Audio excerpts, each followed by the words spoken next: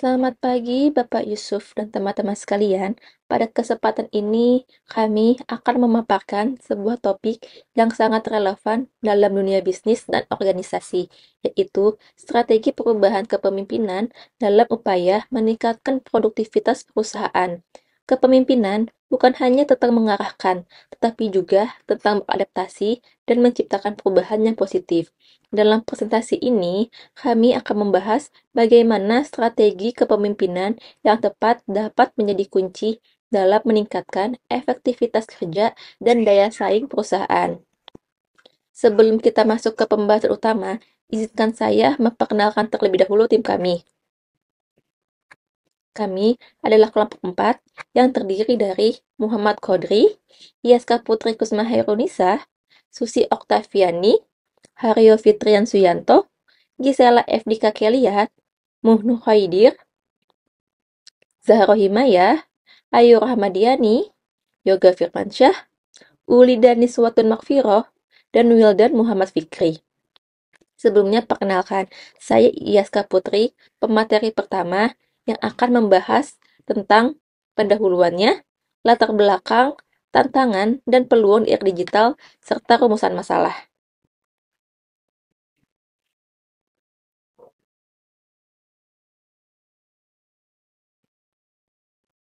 Pendahuluannya, perubahan kepemimpinan menjadi salah satu faktor penting dalam meningkatkan produktivitas perusahaan.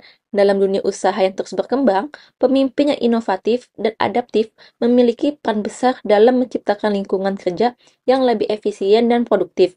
Oleh karena itu, slide ini membahas tentang strategi perubahan kepemimpinan yang dapat diterapkan untuk mencapai tujuan tersebut. Penelitian ini menganalisis strategi perubahan kepemimpinan yang efektif dengan fokus pada komunikasi transparan, pemberdayaan karyawan, dan budaya kerja kolaboratif. Latar belakangnya, yang pertama ada tantangan bisnis modern, dan yang kedua kepemimpinan transformasional. Tantangan bisnis modern. Perubahan kepemimpinan menjadi strategi utama menghadapi tantangan bisnis di era modern, termasuk persaingan ketat, perkembangan teknologi, dan perubahan dinamika pasar. Kepemimpinan transformasional mendorong karyawan untuk bekerja lebih kreatif dan inovatif, menciptakan produktivitas yang berkelanjutan. Peran kepemimpinan di Indonesia dipengaruhi nilai-nilai budaya lokal, seperti gotong royong dan kerjasama. Integrasi nilai-nilai lokal menciptakan hubungan harmonis antara pemimpin dan karyawan, mendorong kontribusi terbaik pemimpin terhadap organisasi. Tantangan dan peluang di era digital. Ada 3, yakni yang pertama, pemanfaatan teknologi. Pemimpin yang mampu memanfaatkan teknologi digital meningkatkan efisiensi dan inovasi, mendorong produktivitas hingga 30%. Yang kedua, resistensi karyawan. Penggunaan teknologi sering menimbulkan resistensi karena rasa takut terhadap perubahan atau kurangnya pemahaman manfaat teknologi. Dan yang terakhir, komunikasi transparan. Strategi komunikasi yang transparan dan pelibatan karyawan penting untuk mengatasi hambatan tersebut.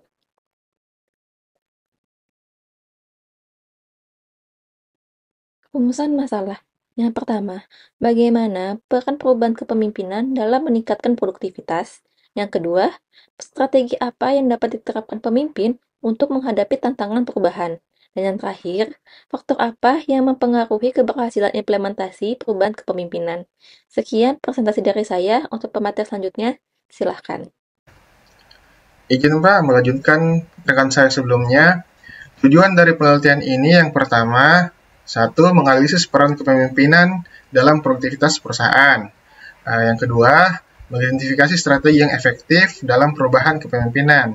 Dan yang ketiga, mengeksplorasi faktor-faktor keberhasilan perubahan kepemimpinan.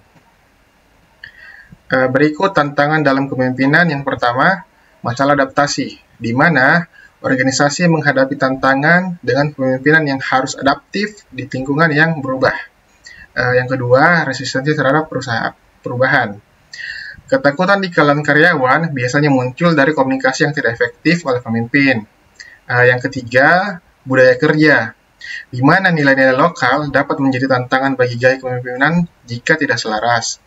Yang keempat, kemampuan kepemimpinan, yaitu kurangnya pelatihan mengarah kepada manajemen konflik, dan pemberdayaan yang tidak efektif.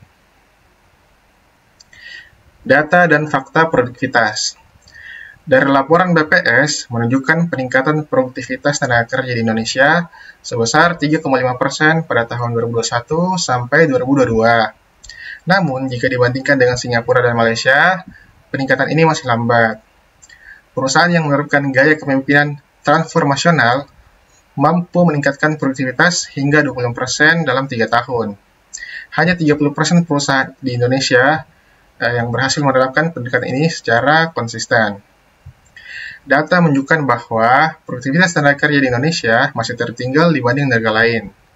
Sebanyak 70% kegagalan transformasi organisasi disebabkan oleh komunikasi yang buruk antara pemimpin dan karyawan. Selain itu, 40% pemimpin perusahaan di Indonesia belum pernah mengikuti pelatihan kepemimpinan yang formal. Teori kepemimpinan di sini terbagi menjadi dua. Yang pertama, transformational leadership, yaitu kemampuan pemimpin untuk menginspirasi dan memotivasi karyawan melalui visi yang jelas, pemberdayaan, dan penghargaan terhadap kreativitas. Yang kedua, situational leadership, di mana pemimpin menyesuaikan gaya kepemimpinannya berdasarkan tingkat kesiapan dan kemampuan tim. Dari kedua teori ini, transformational leadership lebih mengedepankan kepada tujuan jangka panjang, sementara situational leadership lebih menekankan kepada tujuan jangka pendek. Teori kepemimpinan modern menekankan fleksibilitas pemimpin dalam menyesuaikan strategi dengan kebutuhan organisasi. Penerapan kepemimpinan berbasis nilai lokal dapat meningkatkan kepuasan kerja dan produktivitas. Peran manajemen strategik dalam meningkatkan kinerja organisasi. Yang pertama, dalam perumusan strategi, yaitu proses merencanakan jalur tindakan untuk mencapai tujuan organisasi. Dalam implementasi strategi, pelaksanaan rencana untuk menyelaraskan dengan tujuan organisasi. Dalam manajemen sumber daya, mengelola sumber daya untuk efisiensi dan efektivitas. Dalam lingkungan kerja inovatif, menciptakan suasana yang mendorong kreativitas dan produktivitas.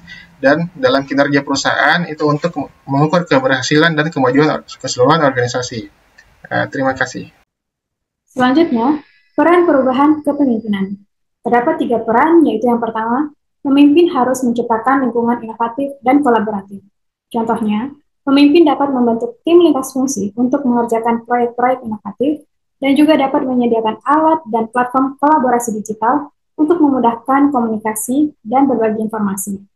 Yang kedua, hubungan pemimpin dan karyawan yang baik dapat meningkatkan produktivitas.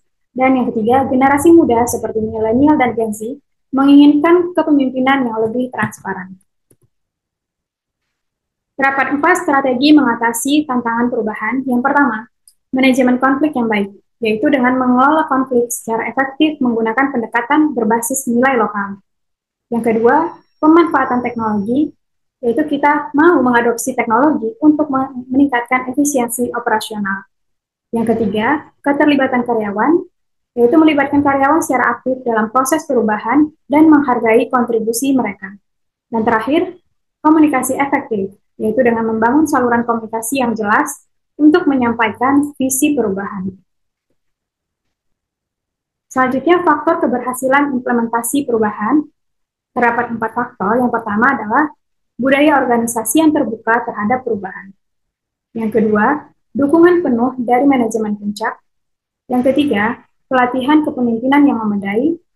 Dan terakhir, adaptasi terhadap tren pasar dan perkembangan teknologi. Adapun kesimpulan yang diambil dari strategi perubahan kepemimpinan dalam upaya meningkatkan produktivitas perusahaan, yaitu yang pertama, perubahan kepemimpinan sangat berpengaruh pada produktivitas perusahaan. Kemudian, pemimpin harus adaptif, inovatif, dan mampu mengelola resistensi. Dan terakhir, strategi efektif yaitu komunikasi, pemberdayaan karyawan, dan integrasi teknologi. Beberapa rekomendasi yang diberikan, yaitu peningkatan pelatihan kepemimpinan, yaitu dengan meningkatkan keterampilan kepemimpinan melalui pelatihan. Kemudian, Strategi komunikasi terbuka, yaitu dengan menerapkan metode komunikasi yang lebih terbuka. Yang ketiga, integrasi budaya lokal, yaitu menggabungkan nilai-nilai budaya lokal dalam kepemimpinan. Kemudian, dukungan teknologi, yaitu mengadopsi alat dan solusi digital.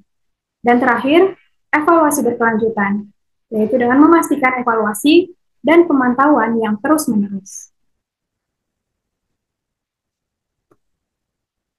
Demikian presentasi dari kami kelompok 4. Terima kasih.